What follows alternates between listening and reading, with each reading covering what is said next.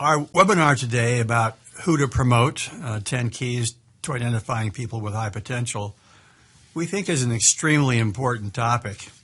It makes me think about a book that was popular many years ago, maybe more years ago than some of the people on the call here might remember, but the book was called The Peter Principle, Why Things Always Go Wrong.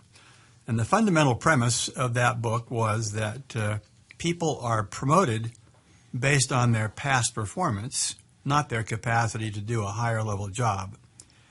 The consequence was that managers rise to their level of incompetence, which explains why so many people you work for are incompetent in their job. And Lawrence Peter was a humorist first and foremost, I think, but in a way that's what we're talking about today, and that is what can organizations do to help promote people who truly have the capacity to succeed in the higher level job. Organizations have referred to programs that they have internally as HYPO programs, and we'll use that abbreviation throughout. But a HYPO, in our mind, is a leader who is currently displaying really excellent performance, but who also at the same time has the potential to really succeed in a higher level position in the organization. And the fundamental logic behind that is that the organization can identify a few really exceptional individuals, hopefully early in their career. Secondly, give them some additional training and rotational assignments that prepare them for future opportunities. And that the selection should be based on not only their current performance, but most importantly, their future potential. And we know that that 3/4 of companies are very concerned that they aren't going to be able to fulfill their leadership requirements in the future, hence the logic for these high potential programs. Now, the fact of the matter is that a lot of these high potential programs are not succeeding. The data that we've kind of been exposed to from a variety of sources would suggest that if you poll the HR managers that are responsible for them, 5 out of 6 are not pleased at all with the results of their program. Half of them do not meet the objectives that they have defined for themselves. It's estimated that 55% of the participants over a 5-year period drop out, either because the company drops them out or they voluntarily kind of withdraw. Only 1/3 of the companies that have been surveyed believe that they're at all effective in identifying talent early in a person's career. And finally, in a study done by the Corporate Executive Board, who studied 100 organizations worldwide, they concluded that 40% of the people who were promoted in these high potential programs ended up failing in their new position. So, Joe, we've got a poll. We love polls. We'd like you to weigh in on what percentage of people have high potential. What would you think? Is it 1%, 5, 10, 25, 50? Over to the right side of your screen, you're going to see a place where you can mark. And please click what you think that number should be or is in your organization. I know a lot of organizations would say, well, everybody's a high potential here. We think it's probably less than that. Well, thanks for jumping in and weighing in. What do you think, Joe? Looks like a few people say 1% and a few more say 5%, but it looks like we're hovering around the center point is 10%. Only a few people say 50%. And that's the basic notion we've heard is 1 in 10 people have high potential, right? So that's kind of a rule of thumb. And your organization might have more or less than that, but that's kind of a rule of thumb. And I think what we're trying to do is say, who are the best, greatest leaders? Who are the top? What's the top 10%? One of the questions that obviously comes up is how are these high potential candidates currently selected among the organizations who are having, organized such programs? The data that we've seen would say that roughly 3/4 are selected through a performance appraisal. That is the immediate manager's performance appraisal of this individual, depending upon what numbers the manager puts down or what he writes down about or she writes down about this person. They're chosen on the basis of that performance appraisal. The second most popular approach is to rely on the recommendations of some senior management people. And, about 2/3 of organizations are using that approach. A much smaller number rely on some past contribution or a unique accomplishment that this person has produced. But in general, all the things that we can read about this would say only about 1/3 of the companies would claim to use anything in the way of hard data. And obviously hard data is defined in different ways, whether it's psychometric tests or whether it's performance appraisals or whether it's any kind of performance measures, but only 1/3 have any kind of hard data. Which leads to the next question, which is, how should they be chosen? We think it's really dangerous to rely primarily on past performance. If indeed only 1 out of 10 or 1 out of 6 leaders who display high performance also have high potential, we think that the failure comes when individuals either A, lack the ability, they don't learn from their experience and hence don't evolve into higher level positions. In some cases, the people who are identified with great ability don't necessarily aspire to greater responsibility. Or there may be in many cases where they're not all that committed to the organization that they work for right now. Either they aren't comfortable with the industry or with the technology that's involved in their career. And maybe they just don't fit very well with the culture of the organization, its values, and what it's trying to accomplish.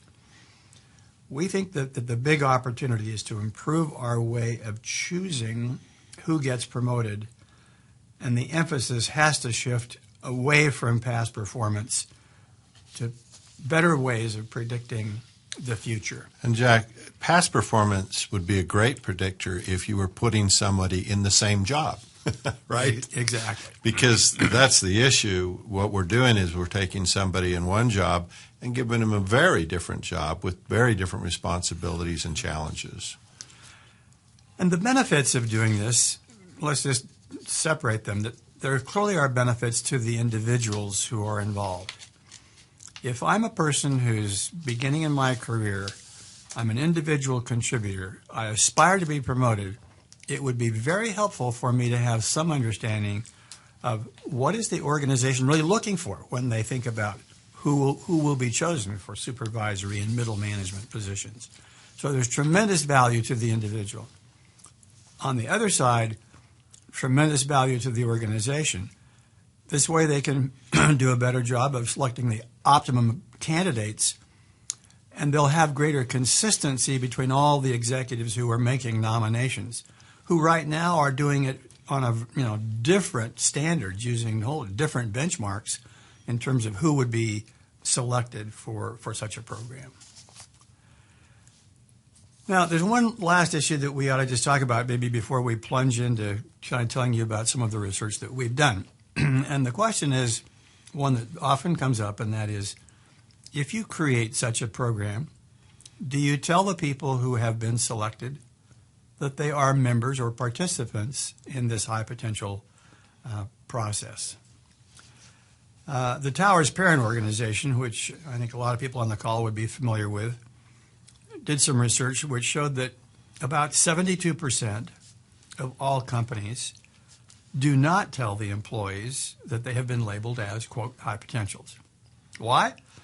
Well, they have lots of reasons. They say, we're afraid that if we tell people that they're a member of this high potential group, that they'll expect more promotions, more raises, extra benefits.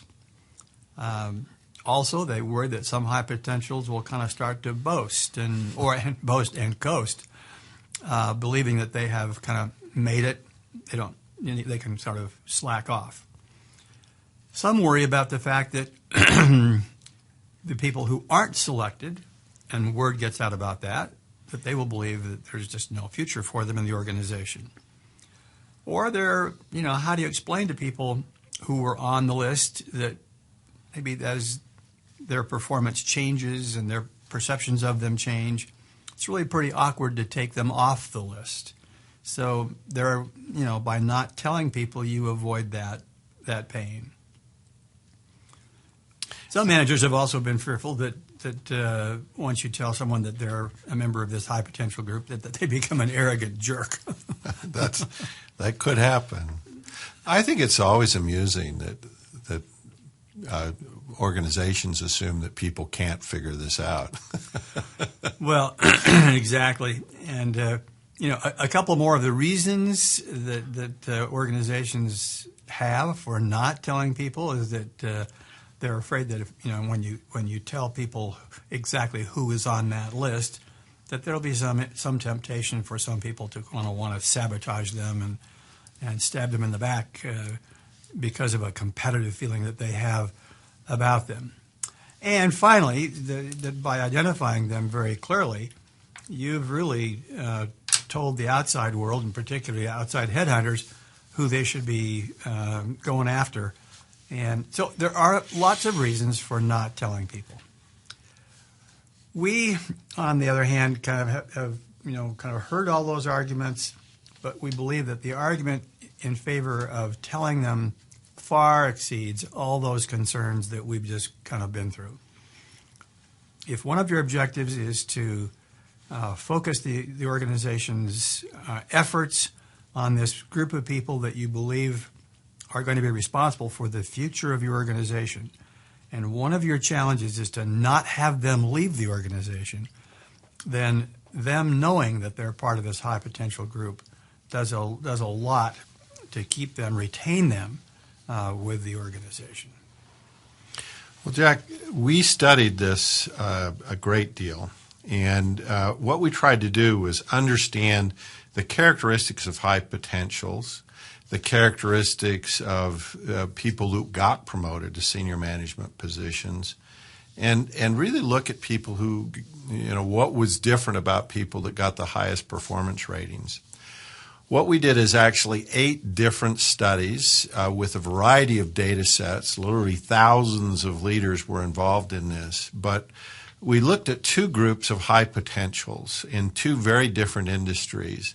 And what we were looking for were, what differentiated the high potential leaders from the others. So there seems to be a mystery for a lot of people, both the people that are selecting and the people that want to be selected, of, well, what does it take? What are people looking?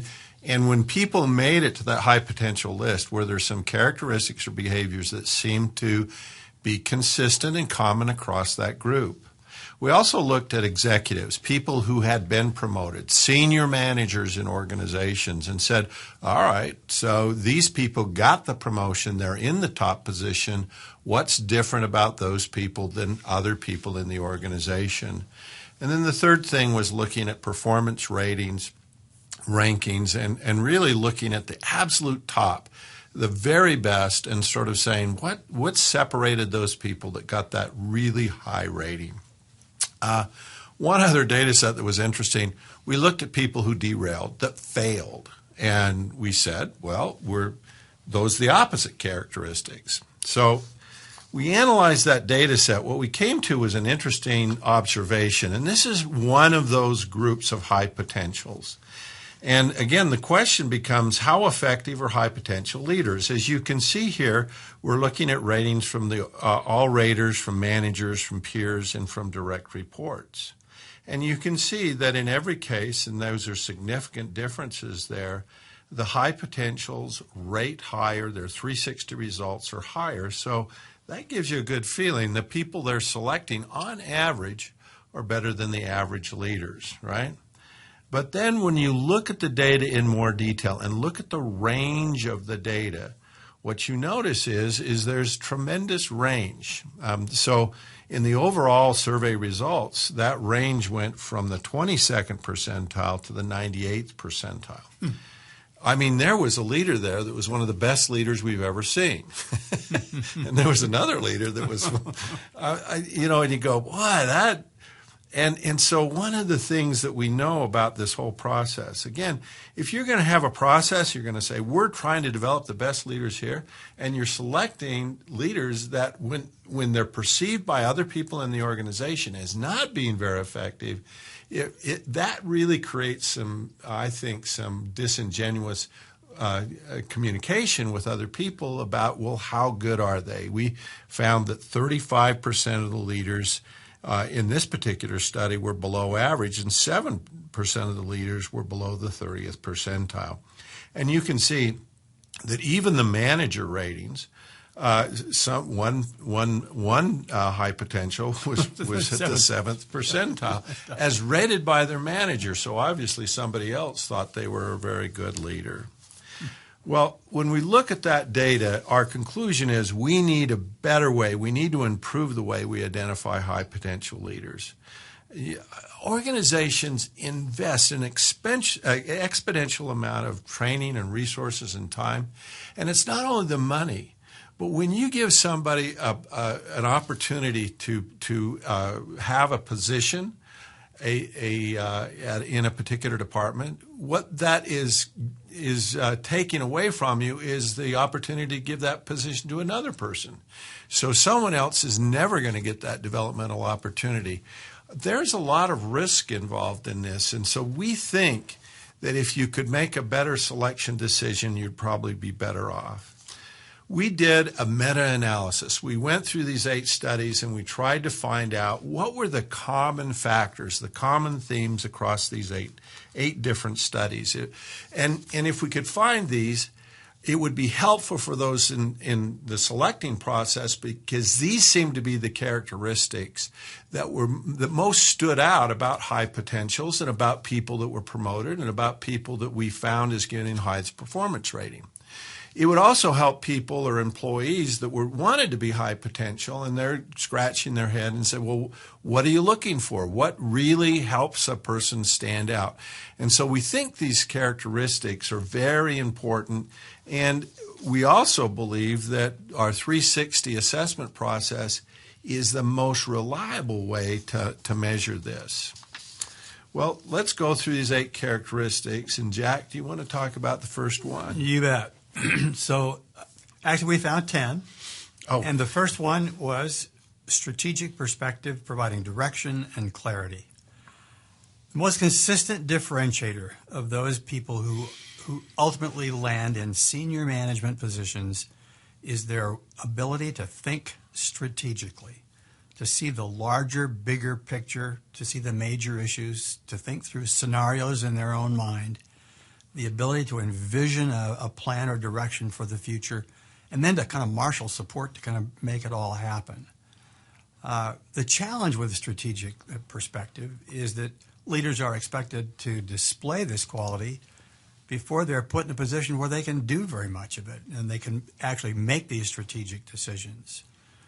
But we know that there's a great deal of consistency between the competencies required of people at different levels, but the one that separates the most those people who will get to those senior positions is strategic perspective.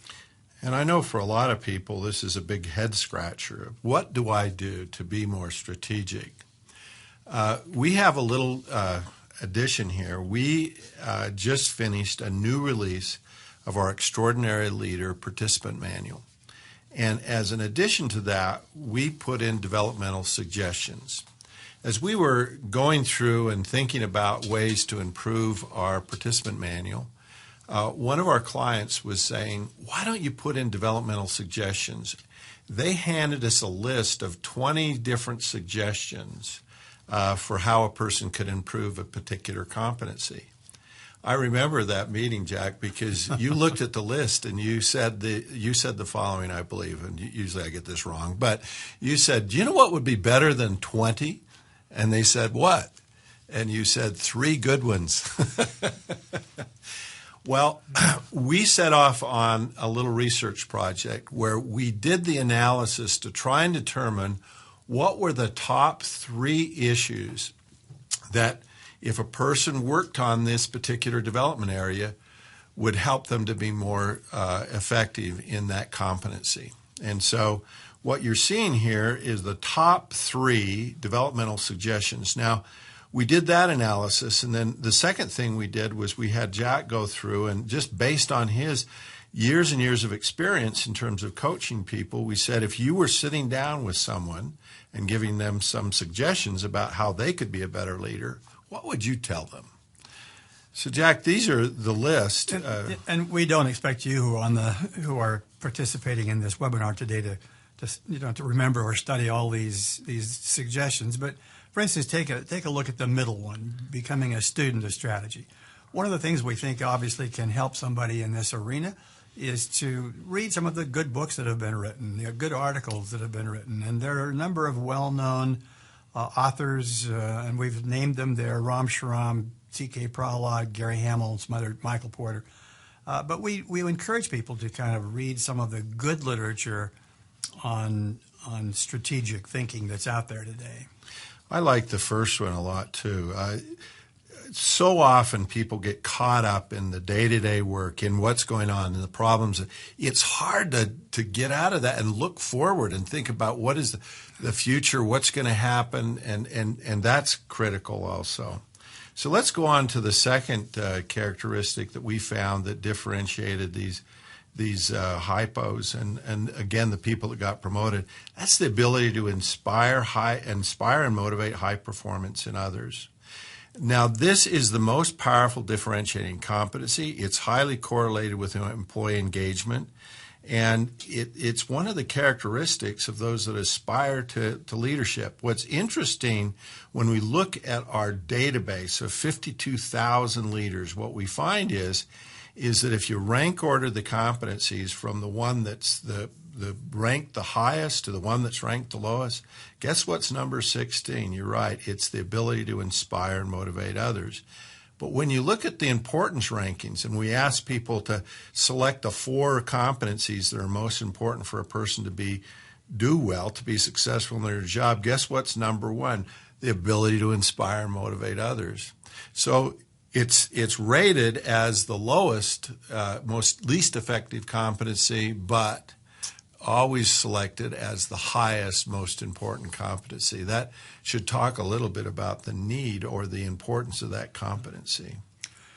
Okay, the third competency that was identified for those who were promoted and those who succeeded the most when they were promoted was this characteristic of being focused on results. These are the people who truly drive for high performance. They're extremely conscientious. They thrive on accomplishing tasks. And our data, just to kind of remind those who are somewhat familiar with the Extraordinary Leader research, is this: that if you find those people who are very good at inspiring and motivating people, and if they get a high score on that, but they don't get a high score on driving for results, their likelihood of being one of your top 10% leaders is 10%. On the other hand, if you find people who are very good at driving for results, but not good at inspiring and motivating, there's a 5% chance that individual will be one of your top 10% leaders. But the magic of these combinations is that when you have someone who is in the top quartile on both of those, inspires and motivates, top quartile on drives for results, there's an 85% chance that they will be one of your top 10% leaders. Well, when I describe that as push and pull. And one of our clients looked at that and they said, so we got to quit pushing and start pulling? And I said, no. Keep pushing. Start pulling. Start pulling more. And that's really the message there. And again, if you look at the development suggestions, here's the 3 developmental suggestions on that. Yeah, and so again, we believe these are strengths that can be developed, And so we've given you kind of 3 specific suggestions about what you can do. And let's look at the last one. Get others to help raise the bar. Invite each member of your team to propose 2 game-changing goals that they would like to see your group pursue. I like the second one, too. I think so many times we have so many priorities. Everything's important. And it really helps for a manager to sort of sit down and say, this is the priority. So really being clear about what we need to do to be excellent. Well, the third area is this issue of collaboration and teamwork.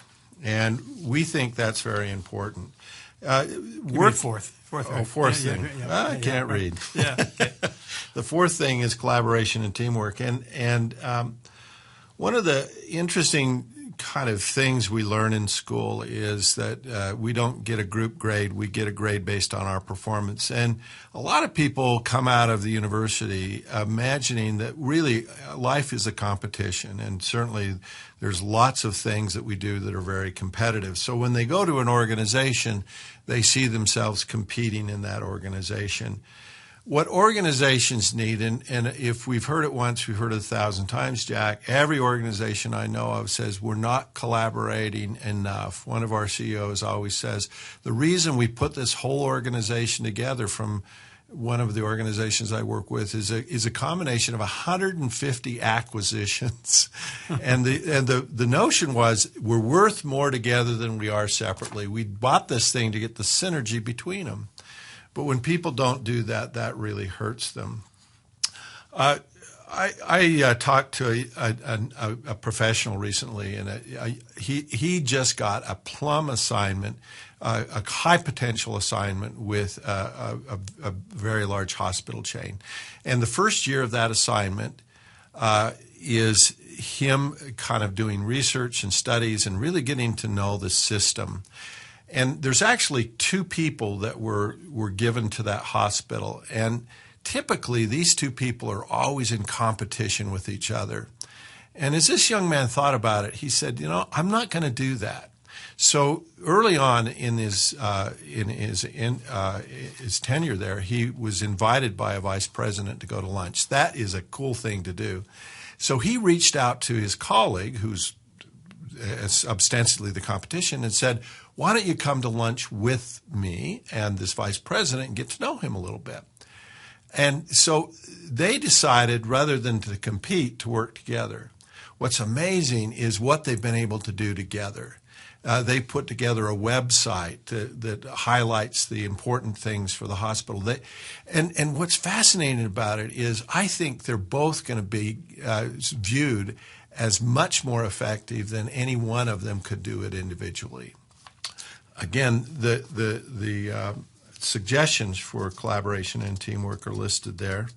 Jack, any that stick out to you? Yeah, I guess I'm struck by this creating networking opportunities, and maybe much as your friend here did.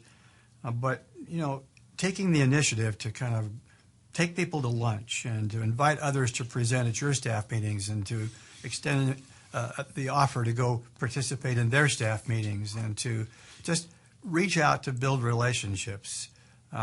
Collaboration and networking is not just waiting for people to come to you, but to kind of being the one who initiates those networks being formed. That's great. Let's go on to number 5. The 5th characteristic of those who succeed when they're promoted and those who are chosen for promotion is that they are perceived as having very high ethical standards. They uphold the values of the organization, and they serve as really great role models for the rest of the people. This question of what is it that people do that builds trust? And I think some of the most interesting research would say building trust in organizations and being a trusted leader comes from the thing we just talked about, positive relationships. It comes from having people recognize that you understand the business, that you possess knowledge, that people can come to you and ask your opinion and get good information. And then thirdly, that you act very consistently, that you are very reliable. And then the basic foundation of all that, of course, is that you do all those things, and at the same time, people know that you're doing it because it's the organization's interests that you care about, not your selfish interests. And so, clearly the people who are highly promotable are those who are perceived with these high ethical standards, character, integrity, honesty. That is a major key.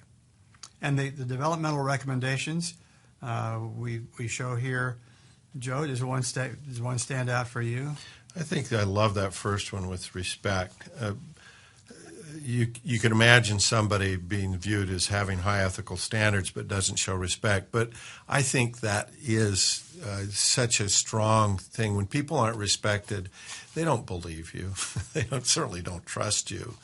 And there's so many ways just in the way we treat people or lack of how we engage with people that shows disrespect. Yeah, and one of the things that we've both said to groups, and that is one of the ways you show respect is by asking other people, for their opinion on virtually every important issue. And when you do that is the way you convey your respect for them. Well, the next area is around this deep expertise in business acumen, and this is area number 6. Now, the first 5 we found absolutely consistently through all the studies. The next 5 are very significant. They are high, but they weren't as consistent. This one was interesting, this deep expertise. Now, people find this counterintuitive. They think that expertise is something that individual contributors need, but senior managers, why would they need expertise? We continue to find over and over again in our studies that the best senior leaders are viewed as having deep expertise. And you can see the research there that shows the difference between average leaders and the best top quartile leaders who are at the 80th percentile and the average leaders at the 41st percentile. That's a huge gap. And what we find is this is a tremendous lever for people to really leverage their skill because they understand this organization backwards and forwards. They know how to make money. They've been there. They've done that. Well, this is a really important characteristics. And if you're in an organization and you don't really understand the core business you're in and the technology and you don't have enough understanding of that you can be conversant about it, I think you're in trouble. And again, the developmental suggestions here, I like the first one about really digging in. There's so many things that you think, well, I don't really need to know that about our business. I'm in accounting or I'm in IT. I don't need to know how to do that. But I think your knowledge of that changes the way you're going to approach the subject and the kind of results that you get. Jack, any there that you like? Well, I like the one that you chose too, but I think it's taking time to communicate. So it's one thing to understand the business and have technical knowledge, but you need to be willing to take the time to communicate your knowledge in a clear way to those who are about you. So I think it's combining that knowledge with your willingness to communicate about it to the folks who are around you. It is interesting. I was with a group of accountants recently, and they were talking about some very specific business issues. And I looked at them and I said, don't worry, I don't understand a thing you're talking about because they were using acronyms every other word. Okay, the 7th characteristic of those people who were promoted and who succeeded once they were promoted was their willingness to champion change. Years ago, I think as the notion of kind of trying to separate what is leadership and how does it differ from management, one of the fundamental concepts was that leaders are very focused on making things better, on changing things. Managers are really good at keeping the wheel moving and keeping the wheel turning, but don't always see the need to move it to a higher level. So the people who are perceived as being likely candidates for promotion are those who demonstrate that they are always looking for ways to change and bring in new methods, that they are flexible in their ability to kind of take on new duties and responsibilities, that they encourage those about them to find new ways of doing things, that when they see what needs to be done, they've got the courage to kind of make those changes, and that they are willing to kind of, be the champion for a new project or a new program, and they do that in a way that gains the support of those who are about them. So we learned that, the number one predictor of championing change is the willingness to constructively challenge the status quo and to find ways to improve processes to get the work done. And the second predictor was that they are, able to spot the new trends, that they're able to kind of stand back and see potential problems, and they can see the opportunities, and they can see those early. And again, we believe this is something that can be developed. It's a strength that can be developed. We're not among that group that says these things are born in you or they're not born in you. And so here are 3 specific developmental suggestions.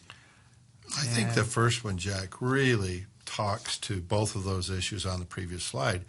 To constructively challenge and to spot new trends, you have to take initiative. Yeah. I often ask groups of people, how many of you are looking for something else to put on your to-do list? And nobody raises their hands. But part of this whole Champions Change is being willing to put something else on your to-do list, being willing to take on a new assignment, being willing to challenge the status quo. It's so easy. We're so busy. We're so overwhelmed. A lot of people won't do it. And I think that first suggestion there is really critical. Let's go on to number 8, willingness to innovate and to take risks.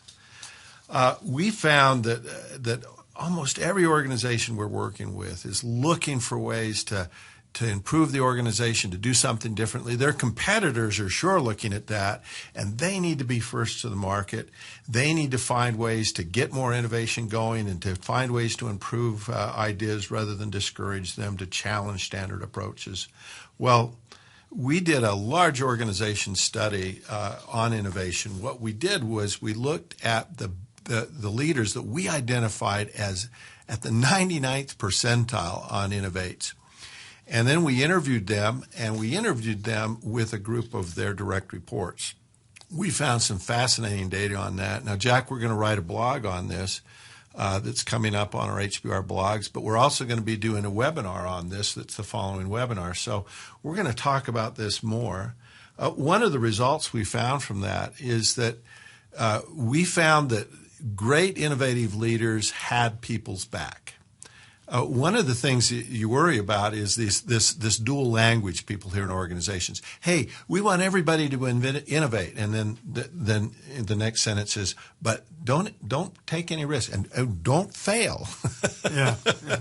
And oftentimes that's pretty impossible. And again, the 3 suggestions for innovation there. Any that you like there, Jack? Well, I think the second one about asking challenging questions, innovative ideas come when managers kind of ask questions that clearly challenge the status quo and signal their openness to not doing things the same old way, as they were in the past. And it's to encourage the people around you to think of fresh ways to approach old and challenging problems. Now, I'm not surprised you chose that one because I think that's one of your most profound skills. If I ever show Jack some data, he'll always ask this question that gets you to go, and usually I have an answer. I don't know. But then I search for it. I think this is one of the most profound skills that a person can have. So let's go on to number 9. So again, one of the things that characterizes those people who succeed as when they're promoted and people who are selected for promotion is that they, in a word, are good communicators. They are able to kind of provide the people who are about them with a clearer sense of purpose. They are very effective at making complex issues simple. They have this kind of a knack of helping people figure out how their job contributes to the broader business objectives. And they just are a lot more comfortable in standing up before security analysts or before a group of prospective customers or sitting down with a supplier and really, communicating effectively with them. And indeed, what we found was that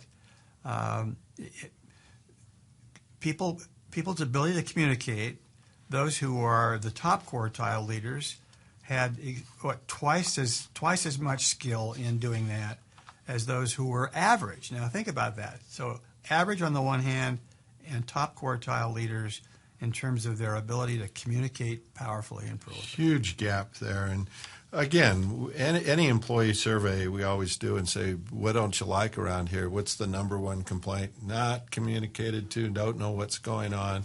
This is a big issue. It's always a critical issue. By the way, I hear a lot about this, how I could be a better husband. And let's not go into that. Yeah. But again, the developmental suggestions, I love the first one. I love too. stories. Yeah, no, I do too. I think, and you're the consummate storyteller, but I think if you had to make one suggestion to most leaders about what they could do to be more effective as communicators, it would be to tell more stories, to use more concrete examples in a warm and personal way that helps to make their point.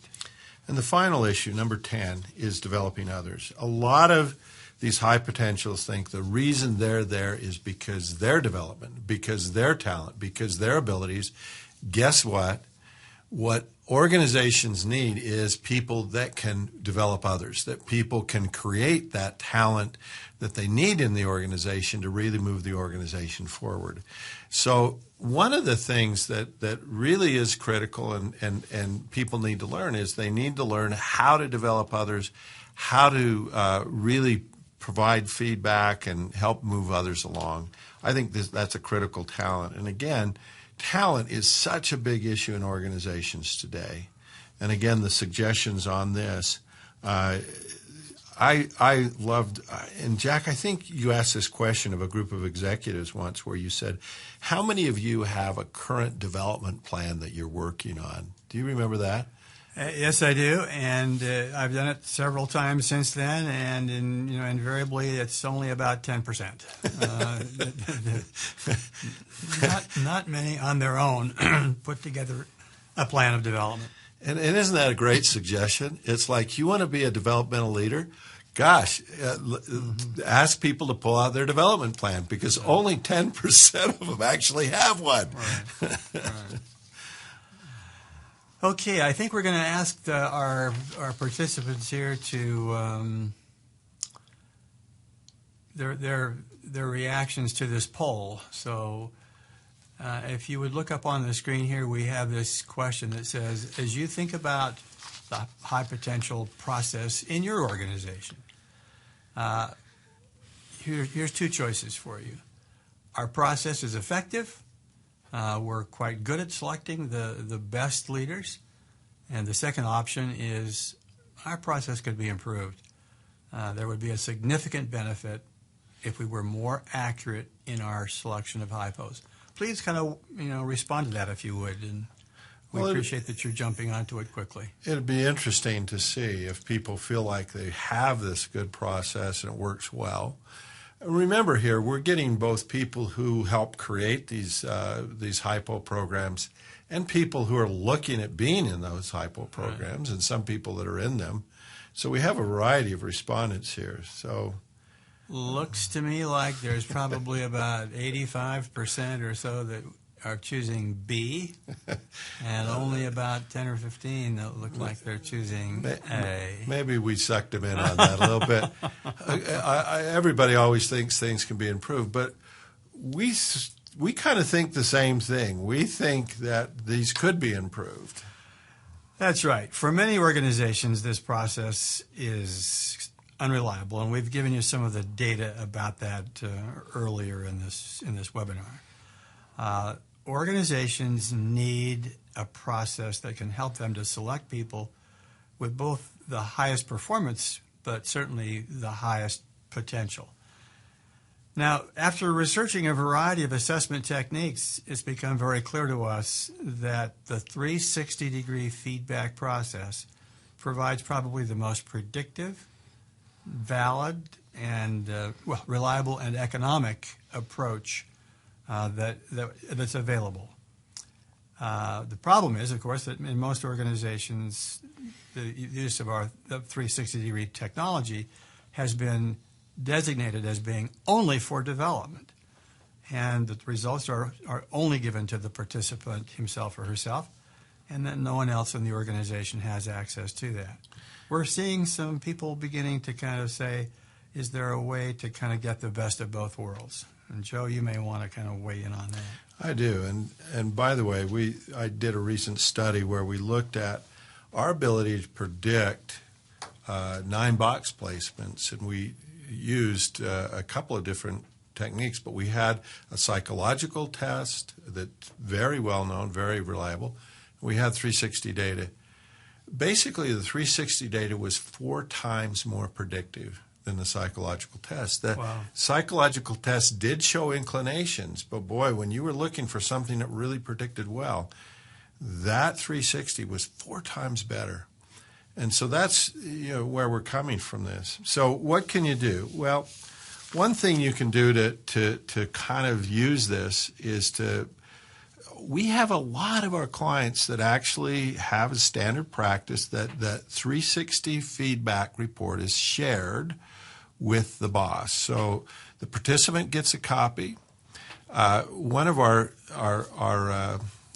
companies that does this actually sends the copy of the 360 report to the boss 3 weeks later. And the reason for 3 weeks is that we inform the participant that we're going to be sending this, and they might want to sit down with their boss before we send it. Mm-hmm. And actually people don't mind that because they feel like they get an opportunity to really discuss that with the boss, to go through that with them, and it's not like we're sort of tattling on them or anything. The idea and the emphasis here is development. It is really strong on development, and so the expectation is that manager's going to sit down and discuss those results and discuss the development plan and get that plan in place. But when that manager sees that 360 report, that gives them a better perspective of how this person is viewed by other people. Without that, again, that manager is in a blind spot. And so we think it changes the recommendations around high potentials. We think it has an impact. And I think it's important to point out that it can work in both directions. I mean, once in a while, maybe the manager sees some data that would say, well, maybe this person isn't as good as I thought she was or he is. But it's also many cases where the manager says, wow, I didn't realize how highly regarded this individual is. And probably the chances of that person then being nominated for or seen as a good prospect for the high potential program really goes up. It really does. And I think it's so often that people look at the downside of this, but they don't look at the upside. I mean, everybody that engages in this has an opportunity to really be seen as a high potential. The second way that we've seen it being used is that 360 feedback is provided to a talent management group. And that's insulated a lot. I mean, they're not sharing it with the executives or with the CEO, but they are sharing it with the talent management group. The talent management group is using this as one source of information, not the only source, but additional source of information.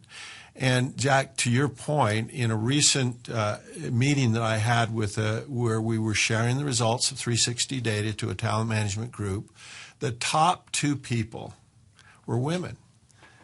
And I said, did you guys know that these are the best leaders you have? And they said, well, yes, we had one of them that was really high on our list, but this other one wasn't.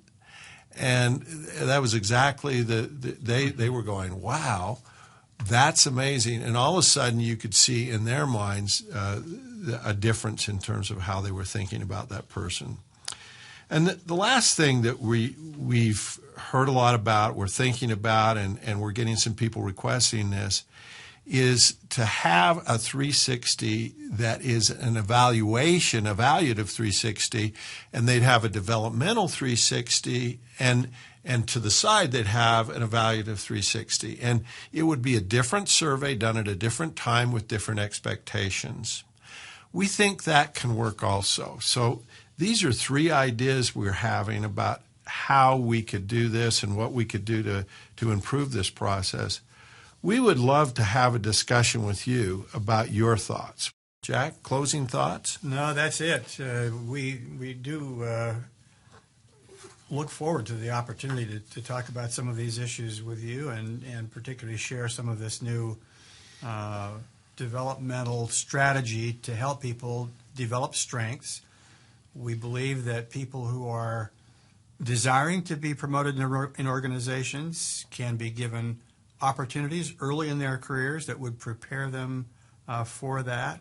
And we think we can greatly improve the batting average of organizations in choosing people who will succeed as high potential candidates in the future. Thanks so much.